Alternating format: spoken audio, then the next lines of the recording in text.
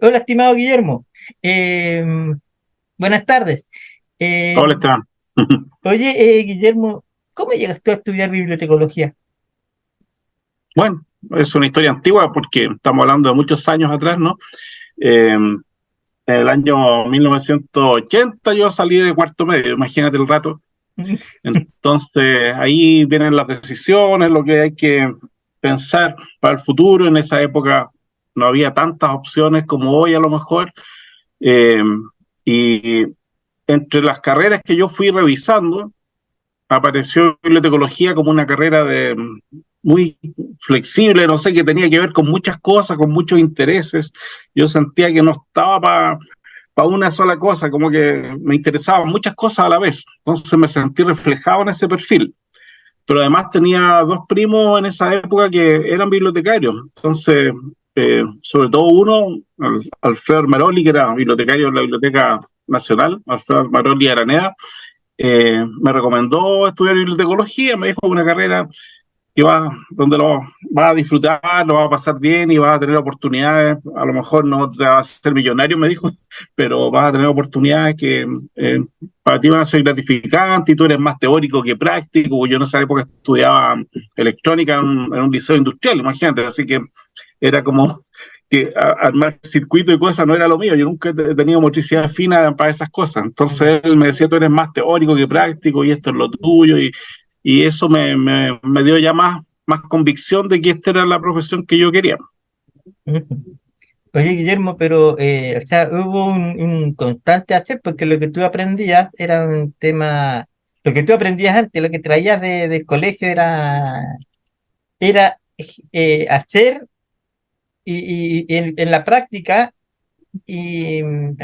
O sea, tenía un concepto de decisiones rápida en ese entonces, no tan analítico como un bibliotecario. O sea, yo tuve una formación de enseñanza básica humanista, tradicional, bastante tradicional, y la media fue donde yo pasé a liceos industriales, pero sobre todo en electrónica, yo me di cuenta por mis compañeros que eran muy buenos ellos en matemáticas, por ejemplo, muy rápido, bueno, en ajedrez, incluso en los tiempos libres, y que iban para la ingeniería, y yo sentí que no iba para allá. De hecho, en las pocas instancias humanistas donde había alguna relación con ese tema, y yo me destacaba siempre, entonces como que estaba mal ubicado ahí en eso. Sin embargo, esa formación en electrónica, electricidad, física, química, me sirvió mucho en el futuro porque yo trabajé en una empresa de tecnología tempranamente.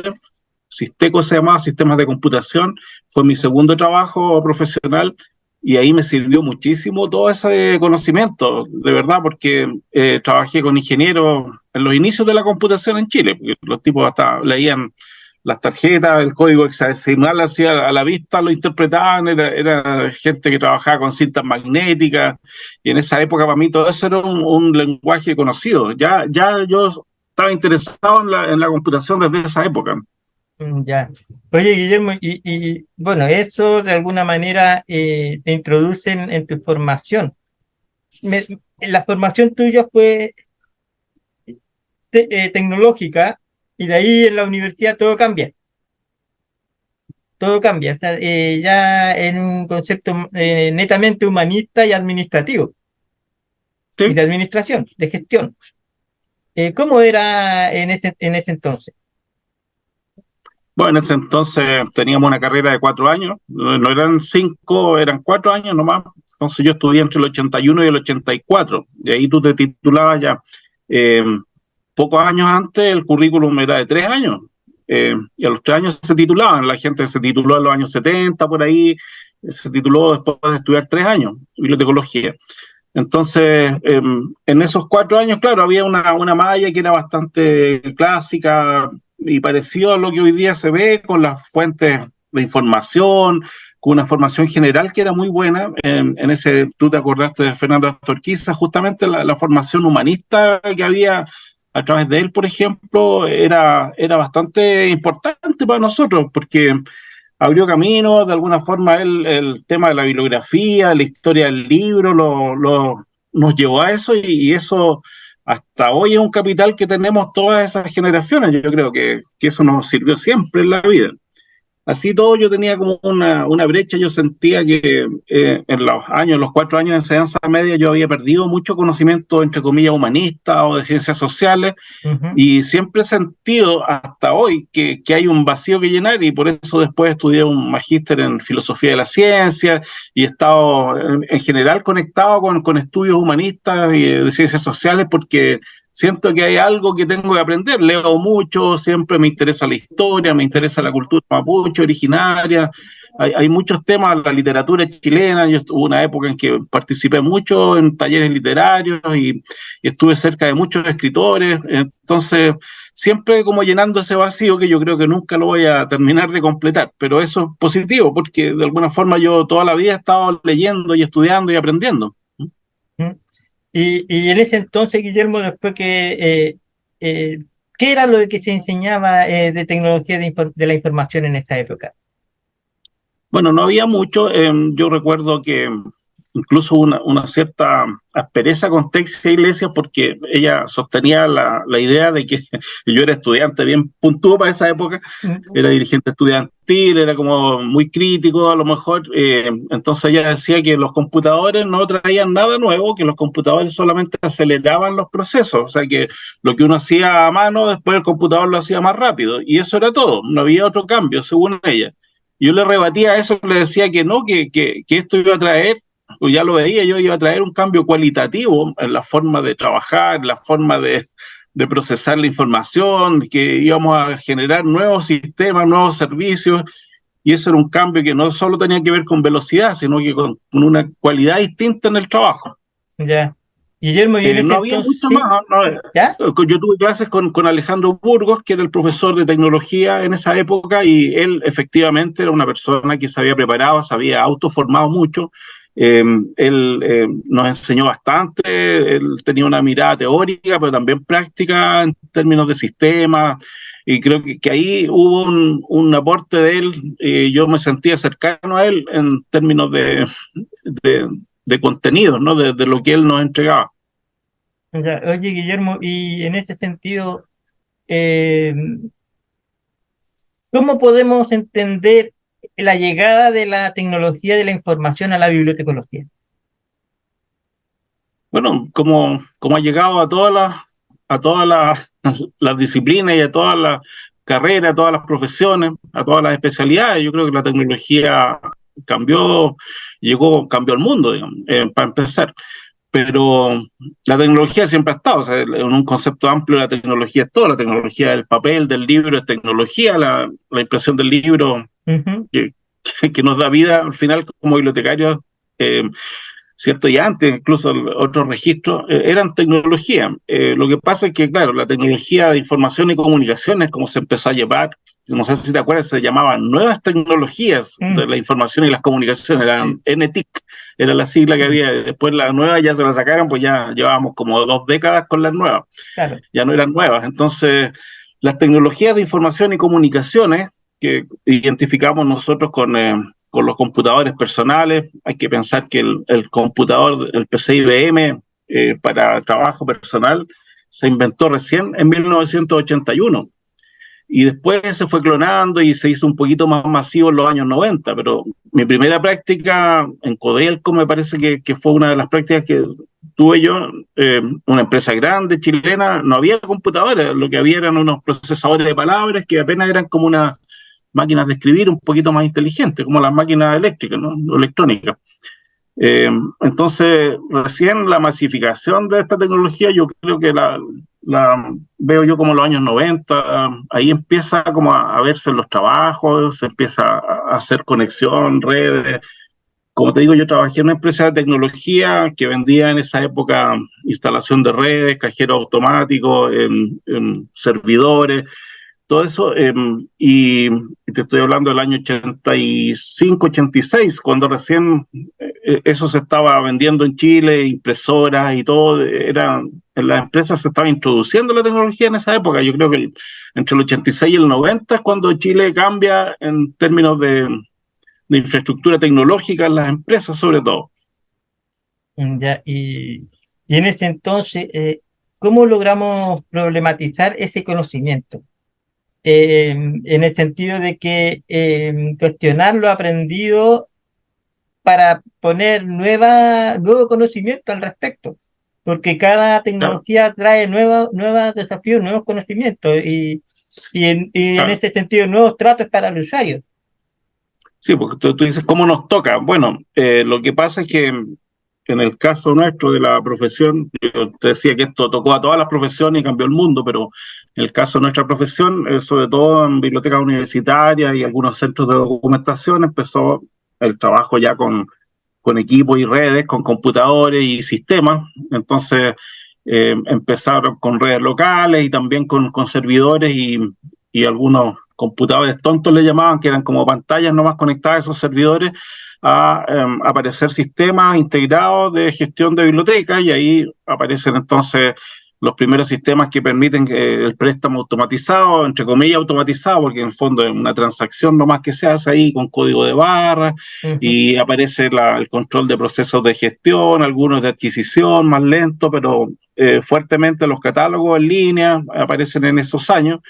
A mí me tocó trabajar con esas pantallas ámbar y verde que te afectaban la vista mucho Sí, al pues. final, eh, porque la tecnología era esa, la de esa época, pero eso de los mainframe que le llamaban los Claro. grandes servidores que permitían establecer una verdadera red de servicios. En una biblioteca universitaria, por ejemplo, tú podías tener 20, 40 pantallas Ujú. para atender usuarios. Entonces vino ese cambio y estas bibliotecas más grandes, sobre todo, la Biblioteca Nacional fue una de las primeras en adoptar el sistema Notice en Chile y tener una red ahí. Entonces, esos cambios empezaron a ser visibles, yo creo, en esos años. Ya. Oye, y en este sentido, desde el punto de vista académico, ¿qué es lo que se espera de los nuevos bibliotecarios con respecto a las nuevas tecnologías? ¿Ya? Bueno, ahí pegamos un salto como de 2 décadas, Sí, pero pues. claro, lo que ha pasado ahora es que efectivamente se aceleró toda la adopción de tecnología, el uso de tecnología en diferentes procesos. Entonces ya empieza a cambiar el trabajo también nuestro, porque tú tienes sistemas dedicados hoy día a, por ejemplo, a gestión de información documental. eh, Esos gestores documentales se instalan en una organización y todos están trabajando para eso desde la oficina de parte, en el caso de las oficinas públicas, o Mm, desde cualquier lugar de ingreso, las empresas mineras, ¿cierto? Siguiendo el ciclo, el workflow ese de la documentación mm, hasta tener después un tablero de control donde tú sabes todo lo que ha pasado mm. con trámites. Entonces, la gestión documental es una de las aplicaciones que yo veo como a nivel de plataformas que se ha desarrollado harto. En la biblioteca, bueno, han aparecido otras tecnologías más disruptivas. Hoy día tenemos el tema de la inteligencia artificial que va a ser determinante para los próximos años. De eso hay que hablar y pensar en el efecto de eso, porque eso sí que cambia las cosas. Pero antes de eso teníamos sistemas también que, por ejemplo, los repositorios que empezaban a aparecer en las universidades y en empresas privadas incluso, primero de gestión de documentos electrónicos y después más allá de eso empezaron a aparecer repositorios ahora incluso para gestión de datos, de investigación. Ahí empieza a haber como otros trabajos y otras acciones que tenemos que hacer los bibliotecarios.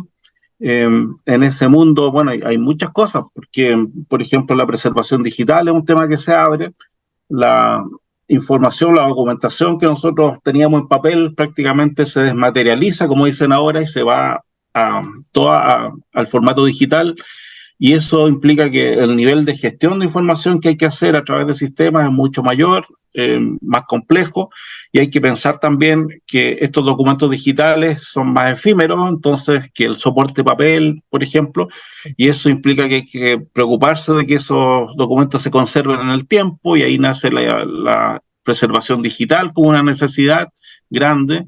Luego se empiezan a compartir datos y tenemos todo el tema de la ciencia abierta en las universidades, en las instituciones más grandes también, la transformación digital, que incluye la transformación digital del Estado, pero también la transformación digital de todas las empresas que dejan el papel y empiezan a trabajar digitalmente. En todo eso hay procesos de gestión documental o gestión de información, o más allá de eso, gestión del conocimiento. Entonces ahí tenemos nosotros tremendos temas que hay que abordar. Cambia mucho todo, la naturaleza del trabajo, y esto además ahora ya, no sé si solo decir que lo cataliza, porque más que acelerar, es un cambio que produce la posibilidad de trabajar con inteligencia artificial, desde sistemas de traducción automática, de condensación automática, se resumen en forma automática, que han mejorado muchísimo, sistemas de taxonomía o que empiezan a trabajar ya en forma semántica con los datos. Entonces, la verdad es que ¿dónde estamos nosotros en todo esto? Ese es un cambio que hay que ver para las futuras generaciones. Yo creo que los nuevos bibliotecarios van a tener desafíos súper grandes, ya los están teniendo, porque los perfiles que se requiere necesariamente van más allá de la gestión de un documento como nosotros lo conocíamos tradicionalmente. Oye, Guillermo, esta es harta tarea lo que se viene. Sí, yo creo que voy Yo, a tomar un poco de luz acá porque ¿ya? está un poco oscuro ya. Voy a... Ya, sí. Yo Igualmente. recuerdo, sí, sí, mientras tanto, yo recuerdo haber aprendido, aprendido a catalogar con fichas. Mm. Y de la noche a la mañana me enseñan a trabajar en formato electrónico. Y resulta que no cuadraba porque tenía que trabajar en vista de códigos. El lenguaje era como trabajar antiguamente con Winisi. Con lenguaje, había un lenguaje, ¿cómo se llamaba el lenguaje que trabajaba Winisi para poder Pascal? Ah, sí, el primero era así, ni siquiera era Winisius, era Isis, no, Isis Pascal, Sí, claro. Winisi Pascal. Y con eso había que trabajar para poder enseñar a pensar a Winisi lo que uno quería que hiciera, para ir Claro. recién pensar en automatizar un servicio. Es decir, el servicio no era automatizado, el servicio era un autómata, más bien dicho. ¿Mm? Ujú. En ese sentido. Pero ¿tú crees que ahora realmente está automatizado los servicios de información o no? Las bibliotecas, por ejemplo. No, pues siempre hablamos nosotros de automatización, pero la automatización son palabras mayores. Yo veía que la robotización de los japoneses, por ejemplo, esos que tú ves las bibliotecas que toman ¿Mm? de las estanterías y todo, eso ya era parte de la automatización, no un proceso de autopréstamo. Eso para mí ya tiene algo de automatización, porque lo demás es solamente, claro, un apoyo a la gestión, a lo que uno puede definir en los sistemas, a los Ujú. flujos de trabajo. Ya. Eh, bueno, la constante en esto, desde antes, siendo concretos, son las bases de datos, ¿no? Nosotros, los bibliotecarios, o sea, por lo menos los perfiles de las carreras, se declara siempre que hay un manejo de bases de datos y una capacidad de desarrollar o construir, crear bases de datos, y junto con eso está la interrogación que uno hace a la base de datos con SQL o con otros lenguajes. Bueno, eso se va a tener que extender ahora hacia otras herramientas, porque necesariamente hay que empezar a procesar más la información y agregar valor como profesionales a toda la información. Entonces, ya más allá de eso, tú tienes que tener un manejo de metadatos, de aplicaciones que sirvan, por ejemplo, para georreferenciar o geolocalizar información, para análisis automático de texto, con modelos de lenguaje que ya existen, y tienes que empezar a aprender a trabajar con Python, con R, que tienen su rutina ya media predefinida. Yo creo que no van a estar libres ahora, sí que no, de aprender a programar los bibliotecarios a un Ujú. nivel básico, por lo menos para conectarse con otros colegas. Y eso está de alguna forma apareciendo en los currículos ya en la formación. El manejo de base de datos es importante, eso sigue siendo algo central, diría yo. Más allá de eso, claro, uno puede ser usuario de un sistema para catalogar y manejar un cierto formato, pero ahí también eh, hay una, entre comillas, desmaterialización, porque empezó a fuerte, tú sabes, los años 98 para adelante, el XML, y eso después trajo que se empezó a definir como proyectos más semánticos, con marcado de información más inteligente y con procesos más inteligentes. Entonces, ahí hay otro tema, los catálogos empiezan a funcionar ya no con Mark como formato más estructurado, sino que con otros formatos, y eso va a traer cambios necesariamente también. Ujú. Cada vez vamos a estar más con más cosas que aprender. ¿Mm?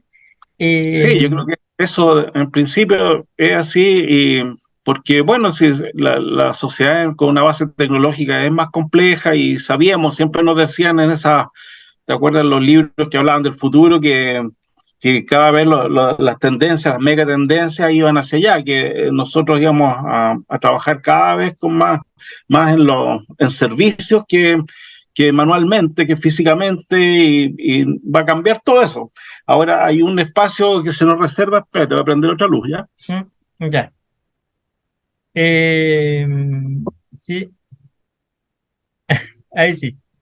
Oye, Que sí, sí, es el sigue. espacio humano, pues, o sea, donde las máquinas no llegan a todo lo humano, y ahí en lo humano tenemos las bibliotecas públicas que van a seguir existiendo, espero yo, como espacios de humanidad, de cercanía con las personas, de desarrollo humano, y muchas otras unidades que van a ser muy necesarias porque el contacto humano se va a necesitar cada vez más. Pues imagínate una población de adultos mayores más grande, ya va a requerir más servicios a lo mejor y más dedicación.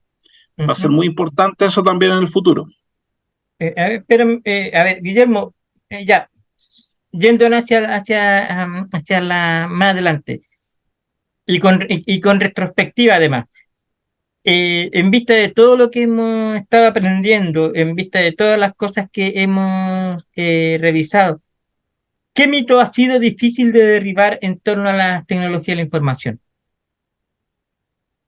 Es que no sé a qué mitos te puedes referir tú, por ejemplo, ese mito de que las tecnologías no iban a cambiar nada, ya cayó hace rato. Sí, ¿Ah? Las tecnologías han cambiado todo. Tal vez ese mito de que íbamos a, a dejar a prescindir de la humanidad, porque en el fondo muchas veces se pensó eso, que los sistemas iban a reemplazar muchas tareas humanas, y la verdad es que las tareas humanas son muy reemplazables en cuanto a conexión humana, ¿no? A contacto personal. A mí una vez me entrevistaron para un cargo en la Biblioteca del Congreso, y yo les hablaba de eso, de que me decían cuál sería la interfaz ideal. Yo les decía, la interfaz ideal es un ser humano que atienda a las personas, a los parlamentarios, a toda la gente. Es la mejor interfaz del mundo, un ser humano que pueda cara a cara, ¿cierto?, apoyarte o responder ante necesidades de información. Con todos los sistemas que uno pueda tener detrás, siempre el ser humano es una persona pero central, y es imprescindible en todos los sistemas. De ujú. hecho, con la inteligencia artificial hemos visto nosotros lo que está pasando con cómo se puede tergiversar la información, transformar las imágenes, y hay que empezar a validar información. Y ahí los seres humanos y los bibliotecarios como profesionales de la información, yo creo que cada vez somos más necesarios, vamos a seguir siendo necesarios porque va a haber que discriminar, y saber discriminar entre la información que es válida y la que es falsa. Ya, Guillermo, y una última pregunta. A tu juicio, ¿cuáles son los nuevos paradigmas? ¿A ti te gusta la palabra paradigma? ¿Cuáles son los nuevos paradigmas en la formación de los futuros bibliotecarios?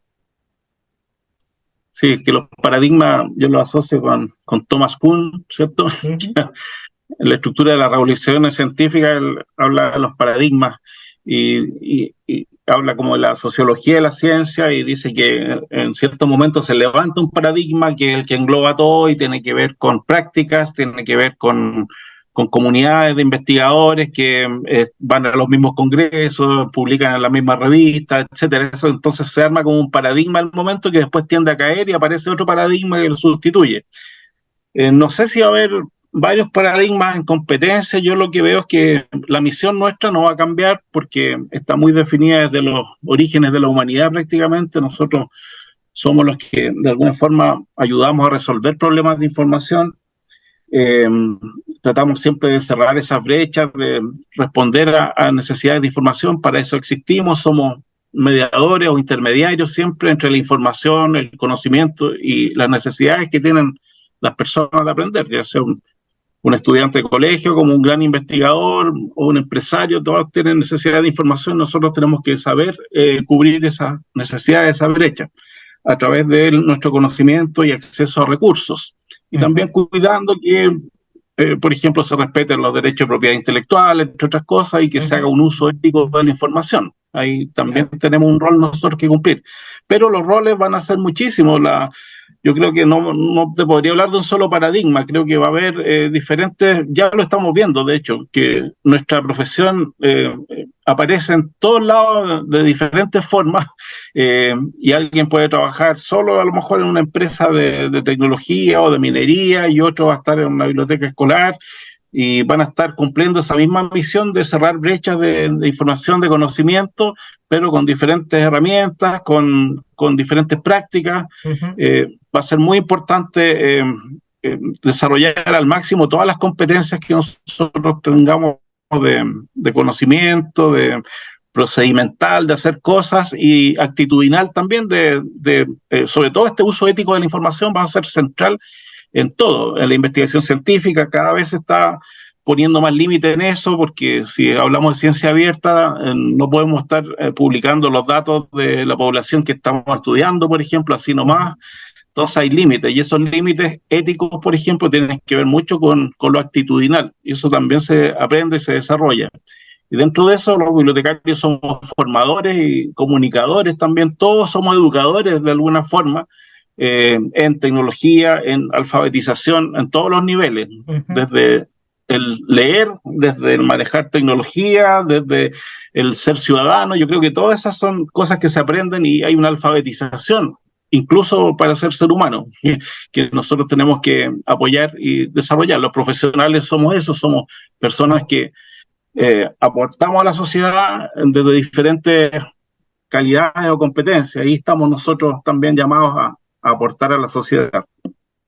Guillermo, y como corolario de esta entrevista, ¿qué mensaje le dejarías tú a los que estamos estudiando, o los que estamos mirando ya desde más allá, esta entrevista?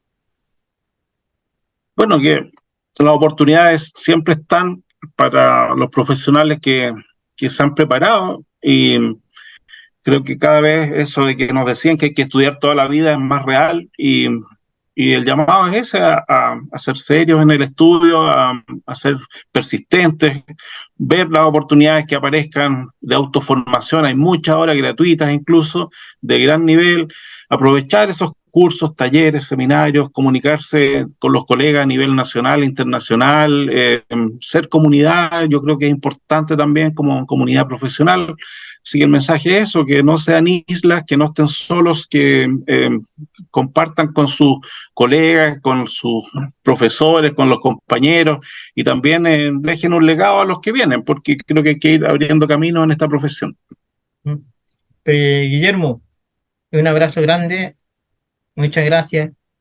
Bueno, Es una para mí es muy importante lo que tú me explicas, lo que tú me dices, porque yo también de alguna forma estoy en un mundo en que estaba, a ver, lo voy a decir coloquialmente, como una mortadela de sándwich, al medio, entre lo que era antes y lo que se viene a futuro. Entonces uno tiene que saber navegar entre esas dos áreas, o entre esas dos corrientes de conocimiento. Bueno, lo que me dices me corrobora aún más el gran desafío que nos queda hacia adelante. ¿Mm? Gracias, Guillermo. Un abrazo. ¿Mm? ¿Aló? ¿sí? Pensé que se había cortado. No. A, a ver, ahí sí. Ya menos Bueno, de un minuto, así que sí. Ya, pues gracias, Guillermo. Un abrazo. ya, pues, Así que eso. ¿Mm? que te vaya bien. Saludos a todos los conocidos. ¿Ya? Ya, pues.